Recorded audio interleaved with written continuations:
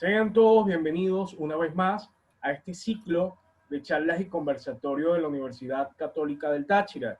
Hoy me corresponde presentar a la abogada especialista Maite Soto Yáñez. Maite es profesora de la Universidad Católica del Táchira, abogada egresada de nuestra universidad, con posgrado en Derecho del Trabajo también de la Universidad Católica del Táchira, y adicional tiene un estudio en expertos latinoamericanos en relaciones laborales de la Universidad Castilla-La Mancha en Toledo, España, y un diplomado en Derecho del Trabajo de la Universidad de Salamanca, España. Adicional, Maite, siempre es una persona que ha estado presta con nosotros, con nuestra universidad, para todas estas iniciativas de charlas y conversatorios. Y bueno, es una gran amiga de la casa y siempre he dicho que Maite tiene un gran privilegio, es que comparte de la sabiduría del doctor Héctor Armando Jaime Martínez. Entonces, bueno, ella es socia de la firma Jaime Martínez y Asociados, y adicional ha sido asesor laboral de empresas nacionales e internacionales. Entonces, bueno, no queda más que darle la bienvenida a Maite Soto el día de hoy, y gracias por este tema que nos va a tocar, que será sobre el derecho a la vida y a la salud de los trabajadores subordinados en tiempos de pandemia. Maite, bienvenida, gracias por aceptar esta invitación. Buenas noches, Jensi. Agradecida como siempre de formar parte de estas iniciativas que tiene la universidad de formación, no solo a nuestros alumnos, sino a las personas en general. A todos quienes esta noche nos acompañan, les damos la más cordial bienvenida y agradecidos con la compañía que nos hace. Bueno, Maite, están el micrófono y las cámaras a tu disposición. Gracias. El tema que nos decidimos tocar esta noche, voy a permitirme aquí compartir la pantalla.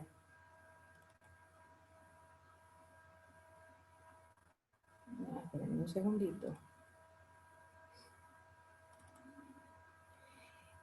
Decidimos llamarlo la garantía de la vida y de la seguridad de los trabajadores estoy tratando de moverla, pero no lo logro. Jensi, no me veo el logo de la universidad, pero no me veo. ¿Me Tranquila, escuchas? Maite, ahí sales, tranquila. Ok, da. Gracias. A ver, el tema que decidimos tocar esta noche lo llamamos la garantía de la vida y la seguridad de los trabajadores subordinados en tiempo de pandemia, específicamente de la COVID-19. Se han tocado a lo largo de estos encuentros que han tenido esta semana una serie de situaciones jurídicas que tienen un punto en común, que es el impacto que ha causado en ellas la COVID-19. Desde finales del año pasado, el mundo, la población a nivel mundial, hemos estado en expectativa ante el surgimiento y el avance de la COVID-19 y sus nefastos efectos. Aisladamente, los países, primero en Asia, después en Europa, fueron tomando ciertas medidas para evitar la proliferación del contacto. Entre ellos, el cierre de fronteras y espacios aéreos o tránsito aéreo. Para el mes de marzo del año 2020, definitivamente existe la declaratoria de pandemia por parte de la Organización Mundial de la Salud. Y podemos decir que es un punto de partida, me voy a quitar los audífonos que se me caen, es un punto de partida un poco más determinante para que los estados en general tomen medidas drásticas y evitar contagios en su orden interno que pudiese causar las fatídicas bajas que se han causado o los daños que se han causado. Las entidades de trabajo, los órganos de producción no escaparon. Nuestro sistema de vida cambió notablemente y en consecuencia las relaciones de trabajo también han sufrido cambios. Empresas o entidades de trabajo se vieron obligadas a paralizar sus funciones o se vieron obligadas a reestructurar la manera en que venían operando. En nuestro país, en el mes de marzo, el gobierno nacional decreta el estado de alarma. ¿Qué significó? Las restricciones del transporte, significó la paralización de las actividades educativas, significó el aislamiento o la cuarentena social y la suspensión de las actividades laborales que no fuesen de las que están exceptuadas en el artículo 9 del mencionado decreto. Como consecuencia de ello, nuestras relaciones de trabajo se dividieron en 3 grupos. Las relaciones de trabajo exceptuadas de interrupción, o las relaciones de trabajo activas que están previstas en el artículo 9, las relaciones de trabajo activas pero ejecutadas a través del teletrabajo, porque el referido decreto lo establecía esa posibilidad. Decía, suspender las actividades que no sean de las exceptuadas a menos que puedan realizarse a distancia. Y finalmente, las relaciones de trabajo. De acuerdo al decreto, vamos a resumir porque el tiempo apremia. De acuerdo al decreto, las relaciones de trabajo que están exceptuadas tienen que ver con aquella de la dotación de servicios públicos, agua potable, telefonía, electricidad, gas doméstico, combustible, servicios médicos y farmacéuticos y el sector médico y farmacéutico. Y todo lo que tiene que ver con la cadena agroalimentaria para garantizar la seguridad alimentaria a la población. Este sistema se mantuvo, solo estas actividades podían ser desarrolladas, y se mantuvo hasta el 30 de mayo, cuando se decreta un sistema de flexibilización 5x10. 5 días en el que se incorporan nuevas actividades, entre ellas las bancarias, registros y notarías, y se permite bajo unos horarios que establecía el decreto, y 10 días de nuevo al confinamiento o cuarentena radical. Eso dura esa semana. Después tenemos un sistema 7x7, 7 días de flexibilización y 7 días radicales de cuarentena. Y se fueron incorporando otros sectores productivos. En la actualidad, la flexibilización depende de los estados y hay fases, fase 1, fase 2, fase 3, hay unos estados en fase 1, otros en fase 2, otros en fase 3, dependiendo de las actividades que desarrollen. En nuestro estado particularmente tenemos municipios con un grado y otros municipios con otro. Siempre depende del criterio del ente nacional. Más adelante vamos a tocar del por qué la importancia de estas actividades que están permitidas y los horarios que están permitidos. Y así se ha mantenido hasta la actualidad. Ya en este contexto, este problema de salud pública que atañe, al que teme la población mundial, se traslada al campo de trabajo, al ambiente de trabajo. Nosotros, por ser ciudadanos, tenemos el derecho a la vida, a la salud, a la integridad física y psíquica. Cuando prestamos nuestros servicios en condiciones de subordinación o dependencia, no nos separamos de esos derechos, los llevamos al campo laboral. En consecuencia, cuando prestamos un servicio, bien se ha dicho, el trabajo asalariado es una fuente de peligro. Y yo, como trabajador dependiente, tengo el derecho a prestar mis servicios en condiciones de seguridad y salud, y mi empleador está obligado a garantizarme un ambiente de trabajo seguro y saludable. La temática que se utiliza son derechos inespecíficamente laborales, porque no los dejo de ejercer por el hecho de ser un trabajador subordinado. Los sigo ejerciendo y son derechos específicamente laborales por cuanto mi empleador está obligado a garantizarme mi seguridad y mi salud en el ambiente de trabajo. Cuando decimos que el trabajo asalariado es una fuente de peligro, siempre no existe el riesgo cero. En los trabajos, en la prestación del servicio, dependiendo de la actividad que se realice, los trabajadores siempre van a estar expuestos a un riesgo. Lo importante es minimizarlo, que el trabajador se proteja ante ese riesgo y que no le cause daño.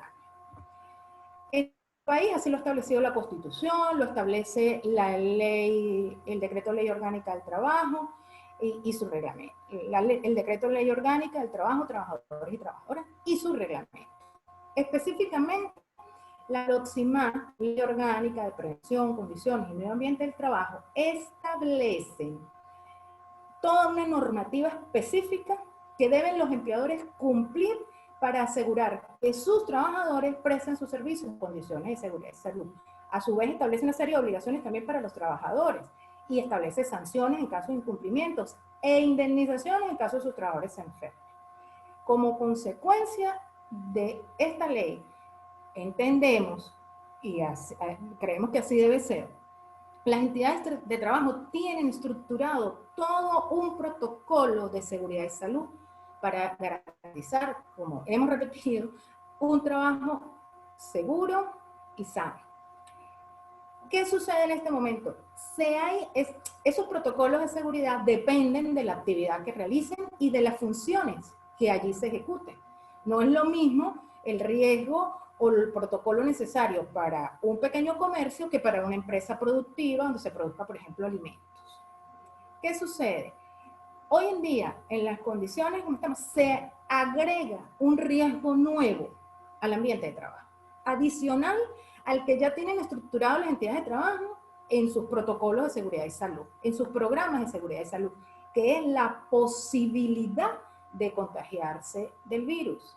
Y no solamente contagiarse ellos, sino contagiar a sus compañeros de trabajo y contagiar a su familia. Recordemos que un problema de salud público cuyo objetivo primordial es detener el avance del virus.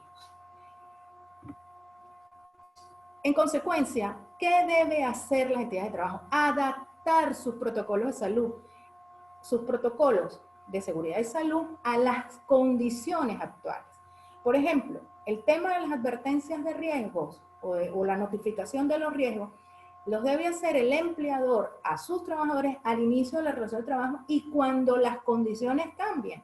Aquí están cambiando las condiciones de trabajo de alguna manera, no por la prestación del servicio o por la introducción de nuevos elementos, sino hay un riesgo nuevo y debemos advertírselo al trabajador. Y no es suficiente con que le hagamos la advertencia, sino que debemos protegerlo y decirle cómo se va a proteger de esos riesgos, cómo se va a lograr que a pesar de estar expuesto al riesgo esté protegido de tal manera que no se enferme, en este caso, o que sufra un accidente de trabajo. Debe incluirse entonces, después del análisis que hace los comités de seguridad y salud, los servicios de seguridad, y conjuntamente el servicio de seguridad y salud con los comités, notificar de ese nuevo riesgo a los trabajadores e inducirlo en la prevención. Uno de los aspectos importantes que siempre da dolores de cabeza a los empleadores, hoy en día creo que aún más, es la dotación de los equipos de protección personal. Una de las maneras, de las formas que hay para evitar que los trabajadores se accidenten o se enfermen o que se protejan o lograr que se protejan del daño, del riesgo al que están expuestos, es dotando de los equipos de protección personal. Pero no basta la dotación de cualquier equipo de protección personal, sino debe ser el equipo de protección personal adecuado para el trabajo que está realizando, que de verdaderamente lo proteja. No cualquier equipo de protección personal. Eso lo va a determinar el Servicio de Seguridad y Salud, considerando el riesgo y la actividad que se está realizando. Hay actividades que obviamente realizadas por los trabajadores que van a estar más expuestos a otros. En consecuencia, el equipo de protección personal debe ser específico para protegerlo y eficiente para protegerlo del nuevo riesgo al que está expuesto.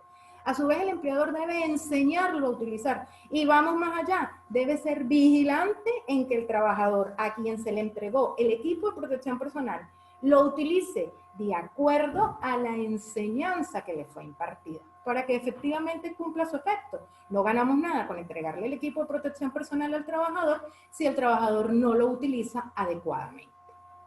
Del otro lado, el trabajador está obligado a utilizar el equipo de protección personal en la manera o en la forma en que ha sido instruido y está obligado a notificar cuando no cumple su función o cuando está deteriorado para que sea sustituido. Ojo, los equipos de protección personal, su nombre lo dice, son personales, son de cada trabajador, no son del puesto de trabajo. Cada trabajador debe estar dotado de su equipo de protección personal. Decía hace rato, uno de los grandes dolores de cabeza, la obligatoriedad de utilizar los equipos de protección personal. Después que el empleador los dota, el trabajador no lo quiere utilizar o no lo utiliza en la manera adecuada. A pesar de ello, tenemos que es posible que el trabajador se niegue a cumplir una orden que le ha sido dada porque considera que pone en riesgo su vida, su salud, su integridad. Puede negarse a cumplirla. De otro lado, si la negativa es injustificada, procedería un procedimiento de solicitud de calificación de falta. Pero aquí el tema no es arbitrario, el tema no es lucha de titanes, el tema no es decir, me protege, si te protege y a ver quién gana. Aquí se trata de que el Servicio de Seguridad y Salud haga parte al Comité de Seguridad y Salud y analicen si verdaderamente existe una condición riesgosa que ponga en peligro la salud del trabajador. Si existe una condición, y si existe la condición riesgosa, debe ser subsanada. Si no existe la condición riesgosa, se debe llamar al trabajador, se le debe explicar, se le debe informar de que tenga seguridad de que la orden que se le está impartiendo no lo va a perjudicar. Lo mismo ocurre con los equipos de protección personal. Si el trabajador se niega a utilizar los equipos de protección personal, es momento de que el Servicio de Seguridad y Salud, con el Comité de Seguridad y Salud, tomen control de la situación para que instruyan al trabajador en el uso del equipo de protección personal. Es un momento, espléndido, por llamarlo de alguna manera. Es un momento oportuno para hacer gala de la autorregulación de las relaciones de trabajo. Que las partes, trabajadores y empleadores, se pongan de acuerdo en el tema de seguridad y salud que aqueja a los trabajadores en este momento ante tanta desinformación y tantas opiniones contrarias que hay. Y aunado al temor bárbaro del que todos padecemos. Un punto importante tiene que ver con aquellos tipos de trabajadores que tienen unas condiciones crónicas o específicas, como la diabetes, insuficiencia renal, cuadros asmáticos, que son trabajadores que están prestando sus servicios en empresas de las que están exceptuadas de conformidad con el artículo 9. Esas personas, bien se ha dicho, que son más vulnerables y pudiesen estar más propensas a contraer el virus.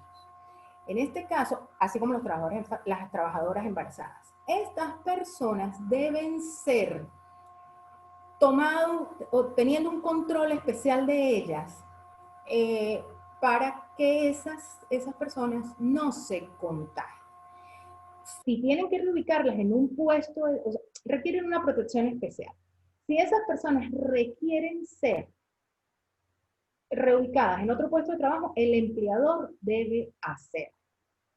Si no es posible, si es posible que trabaje a distancia o si no es posible, creo que va a ser, debe considerarlo el empleador la posibilidad de relevarlos del trabajo y que acudan y que, si es posible, presten el servicio a su casa, si no, pues no. La relación de trabajo se considerará suspendida en este caso.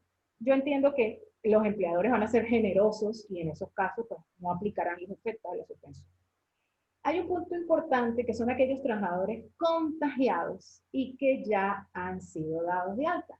No hablemos de enfermedades ocupacionales, sino un trabajador que fue contagiado, felizmente y gracias a Dios recuperado, y mucho se ha dicho sobre las secuelas que pueden haber o las limitaciones que pueden haber. Esos trabajadores, al volver a su puesto de trabajo, deben ser reevaluados de manera de acuerdo a las indicaciones que le dé su médico tratante y a la evaluación que le haga el Servicio de Seguridad y Salud, deban ser reubicados en un puesto de trabajo cónsono y adecuado a sus capacidades residuales. A lo mejor el puesto de trabajo no le va a causar no le va a causar problema. Puede ser que sí. Debe reubicarse. ¿Y por qué es importante? Porque ahí sí aquella enfermedad que no fue ocupacional, recordemos que nuestra legislación establece que enfermedad ocupacional son los estados patológicos contraídos y agravados. En este caso, ya el trabajador está libre de COVID, pero tiene unas secuelas que de prestar el servicio en condiciones que no son compatibles con la nueva patología que presenta, pudiese convertirse en una enfermedad ocupacional que pudiese involucrar hasta una responsabilidad subjetiva por no haber tomado las previsiones para que ese trabajador se enferme. Finalmente, o bueno, finalmente no, hay una resolución del Ministerio del Poder Popular para la Salud del mes de junio, cuyo fin primordial, obviamente, es evitar los contagios y la propagación del virus. Y hace una mención especial a las entidades de trabajo. Entre ellos, habla, fíjese, de elaborar un registro de los trabajadores que padezcan enfermedades crónicas. No estamos tan aislados cuando decimos que ese tipo de trabajadores debe ser controlado por los servicios de seguridad y salud. Garantizar el funcionamiento, pero habla de la dotación de mascarillas, la adecuación de espacios, da toda una orientación que deben cumplir los trabajadores. Perdón, que deben cumplir los trabajadores. Pero a mí me llama sobremanera la atención unas específicas, donde habla de organizar, miro atrás, adecuar los espacios para garantizar, lo que pasa es que el recuadro me tapa la diapositiva y no veo, pero hay un tema de reestructuraciones de horarios, organizar el trabajo por turnos para evitar aglomeraciones y garantizar el aislamiento, evitar saturaciones en los puestos, en los ambientes de trabajo. Fíjate que dice promover los medios, la territorialización de sus trabajadores, facilitando el traslado. Es que hay unas modificaciones en las condiciones de trabajo, justificadas obviamente, porque, repito, lo que se está persiguiendo es que no haya contagio. Pero yo me pregunto, esa modificación de condiciones va a ser temporal. Pues yo aspiro que esto algún día pase. Hablan de la nueva normalidad. A lo mejor las condiciones como se están dando ahorita son las más beneficiosas para todos, pero si no lo son, el doctor Carmona decía en su encuentro que él apostaba a la buena fe de los trabajadores y de los empleados. Él es muy generoso, yo no tanto. Yo me inclino más porque esto va a ser fuente de problemas. Esto no lo podemos obviar y ustedes me dirán, ay, pero está ya pensando, ya veremos.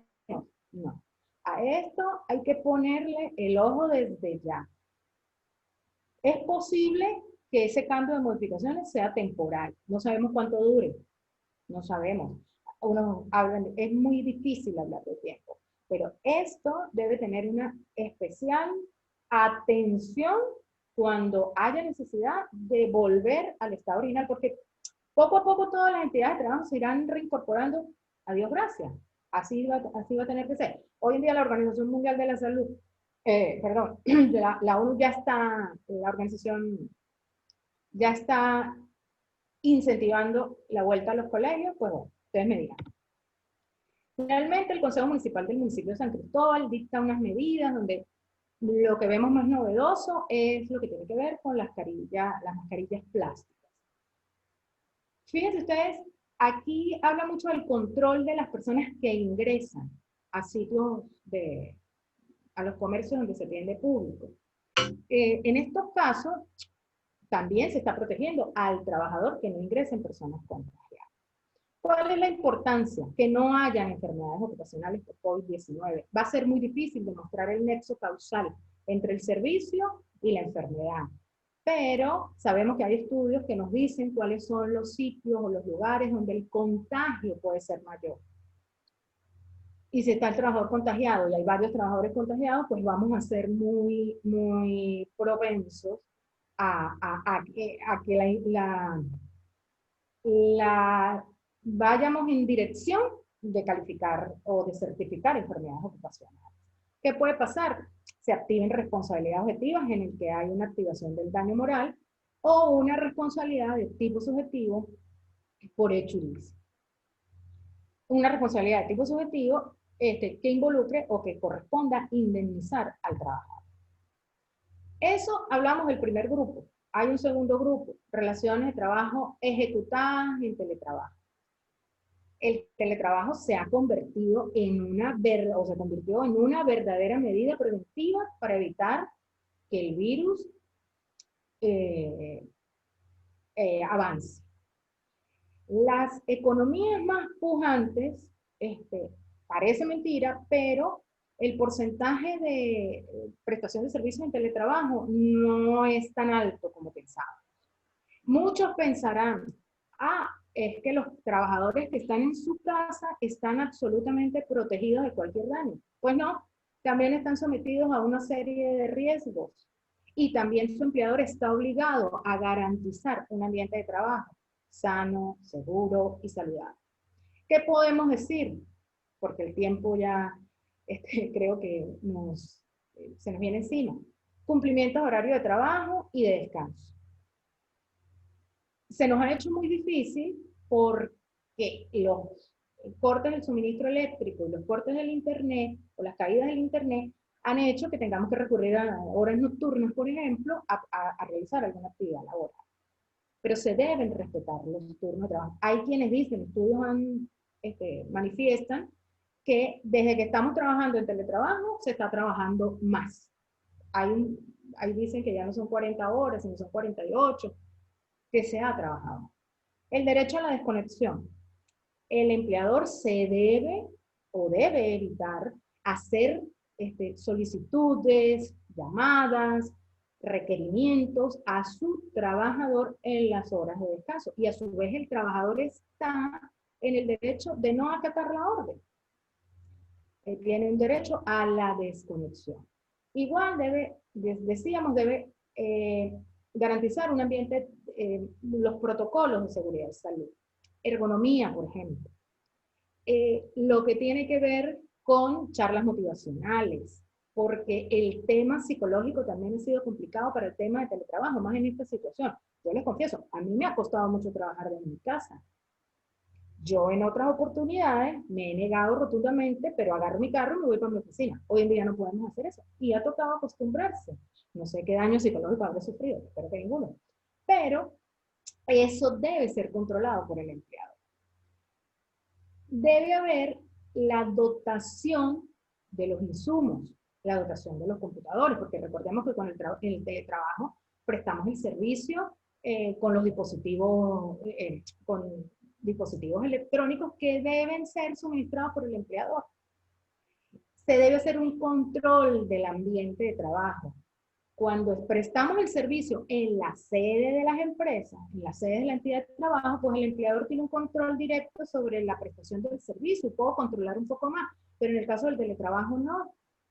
Se podría o debería ir el empleador hasta el domicilio. Estaría violando el derecho a la intimidad o a la privacidad del trabajador. Por lo que decíamos hace rato, que el porcentaje de prestación de servicios en teletrabajo no es tan alto como creían.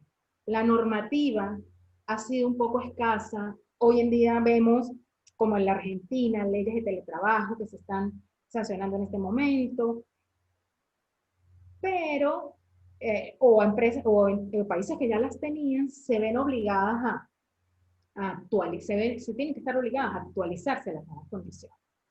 Otro momento oportuno, o otra circunstancia, para que las partes involucradas en la relación de trabajo se autorregulen. Finalmente, las relaciones de trabajo suspendidas.